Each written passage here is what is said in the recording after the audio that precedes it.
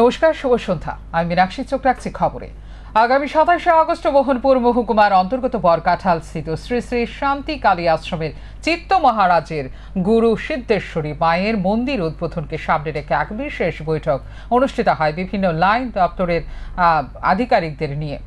উপস্থিত ছিলেন শ্রী শ্রী শান্তিকালী সেবা আশ্রমের প্রতিষ্ঠাতা চিত্ত মহারাজ, বিদ্যুৎ ও কৃষি মন্ত্রী রতনলাল নাথ, পরিবহন ও পর্যটন মন্ত্রী সুশান্ত চৌধুরী, জনজাতি কল্যাণ দপ্তরের মন্ত্রী বিকাশ দেববর্মা, এডিসির শিক্ষা দপ্তরের কার্যনির্বাহী সদস্য রবীন্দ্র দেববর্মা, আগরতলা পুর নিগমের মেয়র দীপক মজুমদার, প্রাক্তন সাংসদ রেবতী ত্রিপুরা, মোহনপুর মহকুমা শাসক সুভাষ দত্ত, মোহনপুর মহকুমা পুলিশ আধিকারিক বিজয় সেন সহ বিভিন্ন লাইন দপ্তরের আধিকারিকরা। বৈঠকে বিভিন্ন দপ্তরের আধিকারিকদের সঙ্গে বিভিন্ন বিষয় নিয়ে বিস্তারিত আলোচনা করা হয়। এই বৈঠক নিয়ে সংবাদ মাধ্যমের মুখোমুখি হয়ে মন্ত্রী সুশান্ত চৌধুরী বলেন, আগামী 27শে আগস্ট বরকাঠাল স্থিত শান্তিকালী আশ্রমের সিদ্ধেশ্বরী মায়ের মন্দির উদ্বোধন হবে। উদ্বোধনী অনুষ্ঠানে উপস্থিত থাকবেন উত্তরপ্রদেশের মুখ্যমন্ত্রী যোগী আদিত্যনাথ, আসামের মুখ্যমন্ত্রী হিমন্ত বিশ্ব শর্মা, রাজ্যের মুখ্যমন্ত্রী ডাক্তার মানিক সাহা সহ বিভিন্ন মন্ত্রী বিধায়করা। পাশাপাশি তিনি বলেন, চিত্ত মহারাজ সম্প্রতি তাঁর কাজের জন্য পদ্মশ্রী পেয়েছেন। তার এই উদ্যোগকে সার্বিকভাবে সার্থক করতে সবাই এগিয়ে আসছেন। সুনাম জনজাতি জাতি মিলে যে সহাবস্থান শান্তিপূর্ণভাবে বিগত বছরগুলোতে ছিল, আগামী দিনেও যেন আমরা সেটা এগিয়ে নিয়ে যেতে পারি, প্রত্যেকে মিলে, উপজাতি জাতি প্রত্যেকে মিলে, সেটাই আমাদের প্রচেষ্টা থাকবে।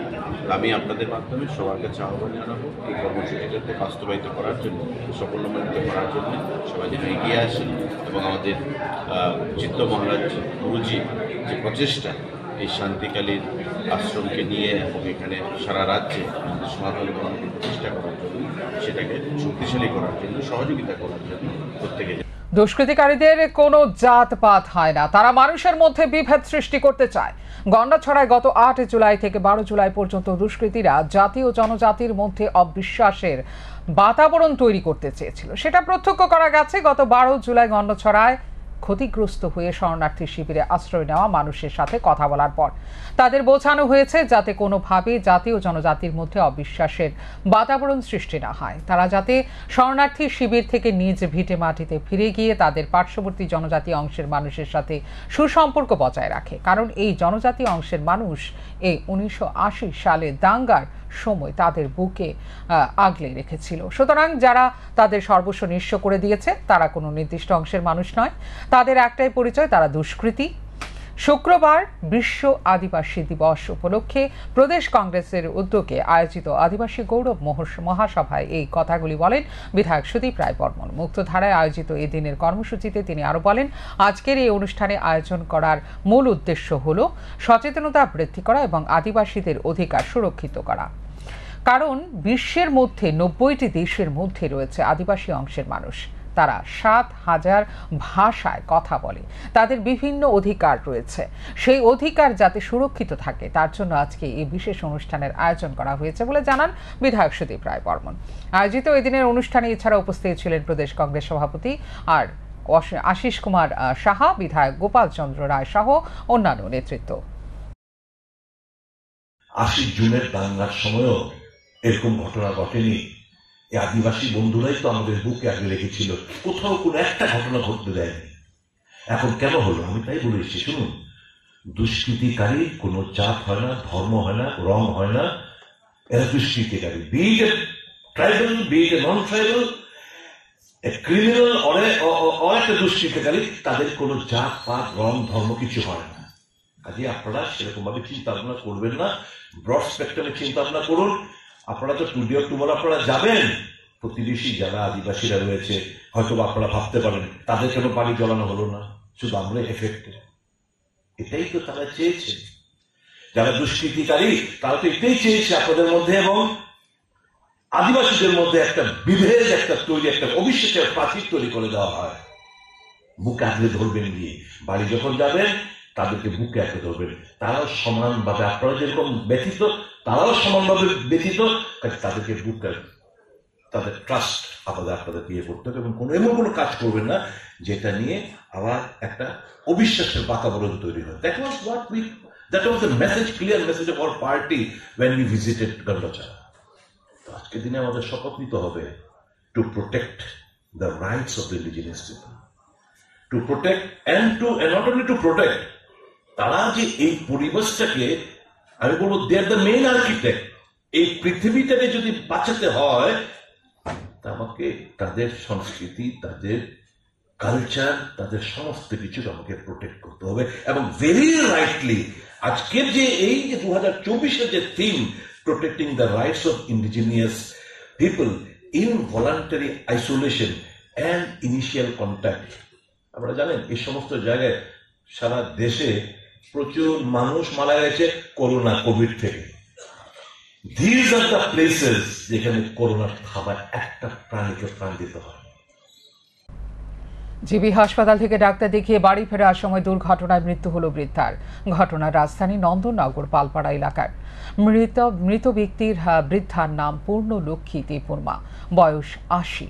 ঘটনার বিবরণে জানা যায়, শুক্রবার মোহনপুর থেকে জিবি হাসপাতালে মেয়েকে নিয়ে এসেছিলেন লক্ষ্মী দেববর্মা। ডাক্তার দেখিয়ে বাড়ি ফেরার সময় নন্দননগর পালপাড়া এলাকায় পূর্ণলক্ষ্মী দেববর্মা বসে থাকা অটো গাড়িটির সাথে সংঘর্ষ হয় অপর একটি অটোর। ঘটনায় গুরুতর আহত হন পূর্ণলক্ষ্মী দেববর্মা এবং অটো চালক। সাথে সাথে তাদের উদ্ধার করে জিবি হাসপাতালে নিয়ে আসা হয়, কিন্তু চিকিৎসাধীন অবস্থায় মৃত্যুর কোলে ঢলে পড়েন বৃদ্ধা।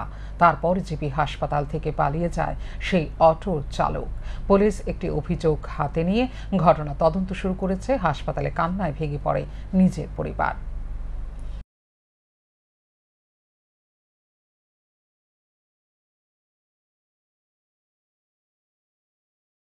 আইসি যে মানে অসুস্থ লইয়া জিবিতে আইছিলাম, জিবিতে আবার পথে রাস্তার মধ্যে আমি তো প্রথম আসলে বাইক দিয়ে আসছিলাম, বৃষ্টি ঘুরি ঘুরি দেখে আমি বাইক দিয়ে জিবি পৌঁছলাম। ফেরালে জিবি আর আমার মারে মানে অটো করে আনছিলাম আর কি। অটো করে আসলে নন্দননগরের পাশে বলে দৃশ্যের লগে এই জায়গায় মানে স্কুল ফিরিয়া বাড়িটা লাগবে আর কি। গাড়িটা মানে অটো ড্রাইভারও আহত আছে, আবার মা আর দিদি দুজন আসলে গাড়ির মধ্যে আর কি। আপনার মা কি মানে জীবিত আইছিল? ডাক্তার দেখানো লাগাইছিল আর কি।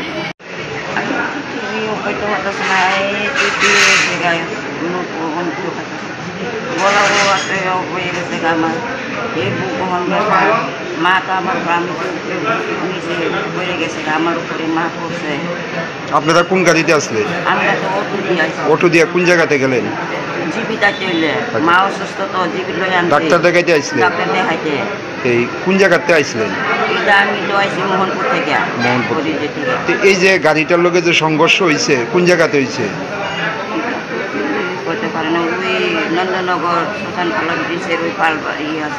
গাড়ির মধ্যে কতজন আসলো? অটো গাড়ির মধ্যে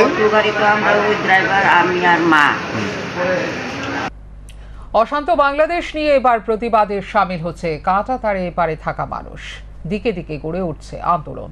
তাদের অভিযোগ, বাংলাদেশের ধর্মীয় প্রতিষ্ঠানের উপর যেমন আঘাত নামিয়ে এনেছে, তেমনি সেখানকার সংখ্যালঘু অংশের মানুষের উপর চলছে অত্যাচার। এমনটাই অভিযোগ তুলে শুক্রবার সরব হলো রাজধানী যোগেন্দ্রনগর এলাকার সচেতন নাগরিক। তাদের অভিযোগ, বাংলাদেশের সংখ্যালঘু মানুষের উপর লাগাতার সন্ত্রাস চলছে। তাদের বাড়িঘর ভেঙে গুড়িয়ে দিচ্ছে, তাদের মারধর করে আহত করছে। তাই বাংলাদেশের পণ্য সামগ্রী প্রত্যাহার করার জন্য আহ্বান জানানো হচ্ছে সকলের কাছে। অবিলম্বে যদি এ ধরনের হামলা বন্ধ না হয়, তাহলে আগামী দিনে ভারতের সংখ্যাগরিষ্ঠরা বৃহত্তর আন্দোলনে নামবে বলে হুঁশিয়ারি দেন।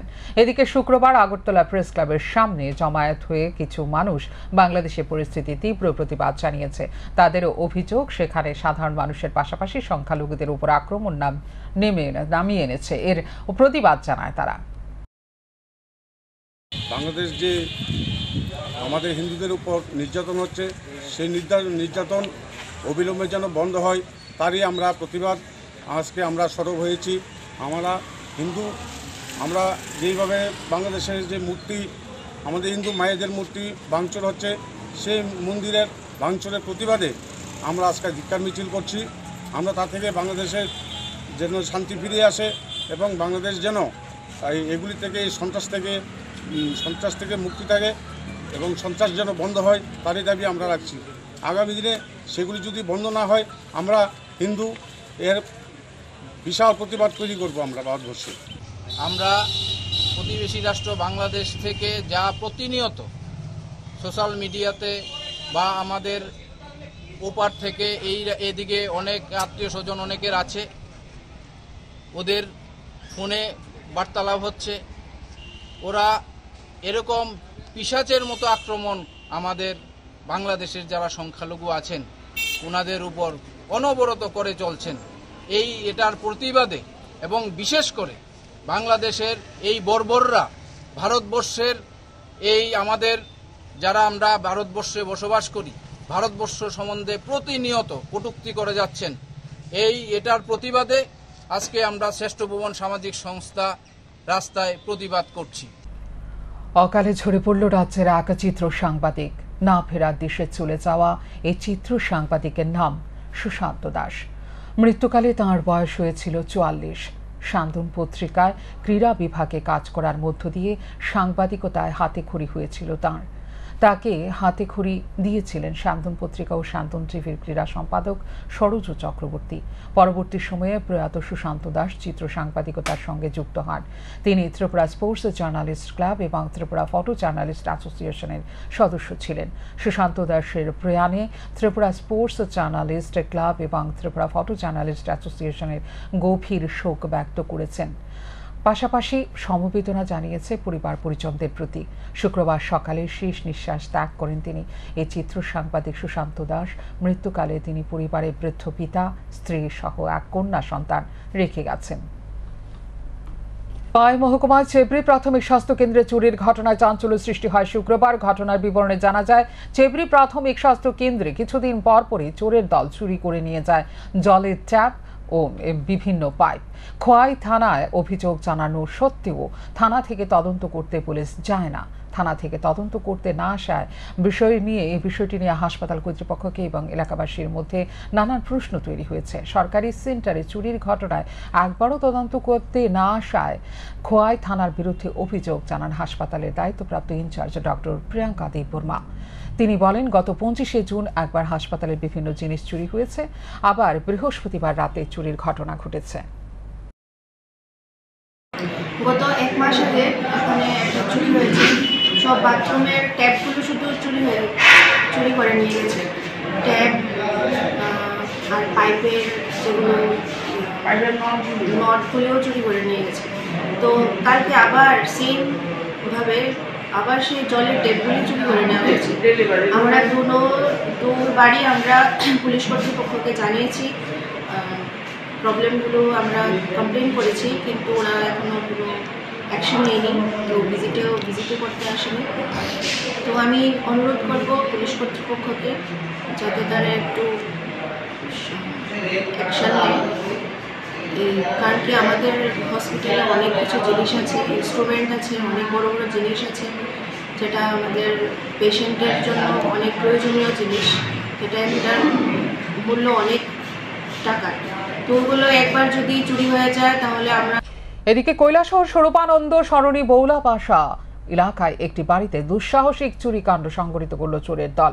জানা যায়, এলাকার বাসিন্দা অঞ্জন চৌধুরী নামে এক ব্যক্তি চাকরি করার সুবাদে উত্তর জেলা ধর্মনগরে একটি ভাড়া ঘরে থাকেন। গত শুক্রবার অঞ্জন চৌধুরী পরিবারের লোকেরা উত্তর জেলা ধর্মনগরের সেই ভাড়া বাড়িতে যান। তখন বাড়িতে আর কেউ ছিল না।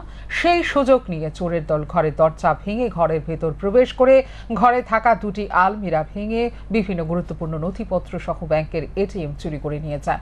পরিবারের লোকেরা ঘরে এসে দেখতে পান যে ঘরের দরজা ভাঙা এবং ঘরের ভেতরে থাকা জিনিসপত্র এলোমেলো করে রাখা। কৈলাসহর থানার অঞ্জন চৌধুরীর স্ত্রী একটি লিখিত আকারে অভিযোগ দায়ের করেছেন। বাড়িতে তো গেটটা খুলতে পারছি, গ্রিলটা খুলতে পারতেছি না। তো তালাটা দেখি হঠাৎ করে বাইরে আইসি যে এটা শব্দ, তারপর পিছন দরজাটা খোলা হয়েছে। তো পিছন দিকে আইসি, আইয়ার ভিতর দিকে এই অবস্থা। কি নিছে? কাগজপত্র, এটিএম নিছে, কাগজপত্র কিছু নিছে। কি চাইতেছেন বর্তমানে? এখন তো থানার কাছে থানাটা জানানো হয়েছে, তারা যদি বার করতে পারে আর কি। কাঁকড়াবন পঞ্চায়েত সমিতির কংগ্রেস প্রার্থী রতীশ শোভের ওপর হামলা করেছে দুষ্কৃতীরা। বর্তমানে তিনি আহত অবস্থায় চিকিৎসাধীন তুলামোড়া হাসপাতালে। শুক্রবার জেলা কংগ্রেসের একটি প্রতিনিধি দল তুলামোড়া হাসপাতালে যান তার শারীরিক অবস্থার খোঁজ খবর নেওয়ার জন্য। বর্তমানে তার অবস্থা গুরুতর বলে জানান তারা। প্রশাসন যদি অবিলম্বে অভিযুক্তদের গ্রেপ্তার না করে তাহলে বৃহত্তর আন্দোলন গড়ে তোলা হবে বলে জানিয়েছেন তারা। গতকালকে ত্রিপুরার যে তীর্থ পঞ্চায়েত নির্বাচন সেখানে অনুষ্ঠিত হয়েছে। সেই নির্বাচনে শাসক দল সম্পূর্ণ পরিকল্পিতভাবে উদয়পুর মহকুমার প্রত্যেকটা জায়গায় প্রত্যেকটা ভোট কেন্দ্র দখল করে গণহারে সেখানে ছাপ্পাবো দিয়েছে। কাকরাবন বিধানসভা কেন্দ্রের আমাদের জেলা পরিষদের প্রার্থী নিত্যগোপাল সাহার উপর অপরিচিতভাবে আক্রমণ করা হয়েছে, গাড়ি ভাঙা হয়েছে এবং মোবাইল টাকা ছিনতাই করা হয়েছে। এবং কাকরাবন পঞ্চায়েত সমিতির আমাদের কংগ্রেস প্রার্থী রতীশ সুমের উপর সেখানে আক্রমণ করা হয়েছে। ওনাকে রক্তাক্ত অবস্থায় এলাকার সাধারণ মানুষ তুলামুড়া হাসপাতালে সেখানে ভর্তি করেছেন। আজকে আমরা জেলা কংগ্রেসের একটা প্রতিনিধি দল আমরা এসেছি রতীশ সুমকে সেখানে দেখার জন্য। আমরা ওনার পাশে আছি এবং আজকে সংবাদ মাধ্যমের মাধ্যমে আমরা প্রশাসনের কাছে দাবি করছি যারা গতকালকে রতীশ সুমের উপর পরবর্তীতে হামলা করতে অবিলম্বে যাতে তাদের গ্রেপ্তার করে সেখানে শাস্তির ব্যবস্থা করা হয়। সমগ্র দেশের সাথে রাজ্যেও পালন করা হয় জাতীয় ট্রেডার্স ডে। শুক্রবার অল ত্রিপুরা মার্চেন্ট অ্যাসোসিয়েশনের উদ্যোগে জাতীয় ট্রেডার্স ডে পালন করা হয় অল ত্রিপুরা মার্চেন্ট অ্যাসোসিয়েশনের অফিসে।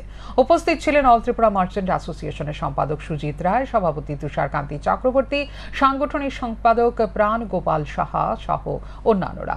অল ত্রিপুরা মার্চেন্ট অ্যাসোসিয়েশনের সম্পাদক সুজিত রায় সংবাদ মাধ্যমের মুখোমুখি হয়ে জানান, 9 আগস্ট জাতীয় ট্রেডার্স দিবস। সমগ্র দেশের সাথে রাজ্যেও দিনটি পালন করা হয়েছে।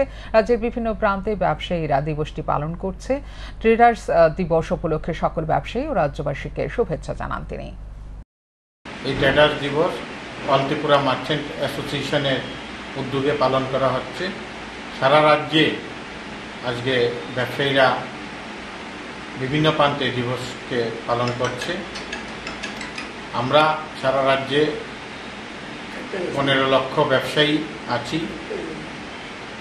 আমরা অল ত্রিপুরা মার্চেন্ট অ্যাসোসিয়েশনের পক্ষ থেকে আমরা সবাইকে এবং রাজ্যবাসীকে এই ট্রেডার্স দিবস উপলক্ষে শুভেচ্ছা জানাচ্ছি। আমরা একটাই শপথ নেব যাতে জনগণের পাশে থাকতে পারি। আপনারা দেখেছেন বিগত দিনগুলি, আমি তো বললাম এই 50 বছরের ইতিহাস অল ত্রিপুরা মার্চেন্ট অ্যাসোসিয়েশনে। কোভিডেও দেখতে পেরেছেন, রাত 12টা হোক 1টা হোক আমরাই রাস্তায় ছিলাম ব্যবসায়ীরা যে কোনোভাবে। আগামী দিনও যাতে রাজ্যের জনগণের পাশে আমরা থাকতে পারি। আর দ্রব্যমূল্য বৃদ্ধি যে বিষয়টা, এটা হচ্ছে সময় মতো জিনিসের দাম যখন বাড়ে, জিনিসের মানে তখন দামও বাড়ে, মালের দাম বাড়ে। তো আমরা সবসময় ব্যবসায়ীরা চেষ্টা করে থাকি জনগণের পাশে থাকতে। শনিবার ত্রিপুরা হাইকোর্ট বার অ্যাসোসিয়েশনের নির্বাচন অনুষ্ঠিত হতে চলেছে। এই নির্বাচন শুরু হবে সকাল 9:30 থেকে, চলবে দুপুর 1:30 পর্যন্ত। প্রতিবারের মতো ভারতীয় জনতা পার্টি লিগ্যাল সেল সমর্থিত আইনজীবী উন্নয়ন মঞ্চ প্রতিদ্বন্দ্বিতা করছে এই নির্বাচনে। আইনজীবী উন্নয়ন মঞ্চের পরিচালন কমিটির চেয়ারম্যান সুবল ভৌমিক শুক্রবার এক সাংবাদিক সম্মেলনে জানিয়েছেন, আইনজীবীদের উন্নয়নের স্বার্থে আইনজীবী উন্নয়ন মঞ্চের 11 জনকে প্রার্থী করা হয়েছে। কাল 10 আগস্ট ত্রিপুরা হাইকোর্ট বার অ্যাসোসিয়েশনের নির্বাচন। এই নির্বাচনকে সামনে রেখে আইনজীবীদের কল্যাণার্থে, আইনজীবীদের উন্নয়নে আমাদের আইনজীবী উন্নয়ন মঞ্চের পক্ষ থেকে আমরা 11 জনকে প্রার্থী করেছি। আমাদের সভাপতি পদে আইনজীবী সিনিয়র অ্যাডভোকেট বিবল নন্দী মজুমদার, আমাদের সহসভাপতি আছেন তাপস কুমার দেব, আমাদের সম্পাদক শঙ্কর লোধ। এখনকার মতো এই মুহূর্তের সংবাদ এই পর্যন্ত। অন্যান্য আপডেটস দেখার জন্য অবশ্যই নজর রাখতে হবে শান্তন টিভির পর্দায়। শান্তন টিভি, দায়বদ্ধতাই যার ঐতিহ্য।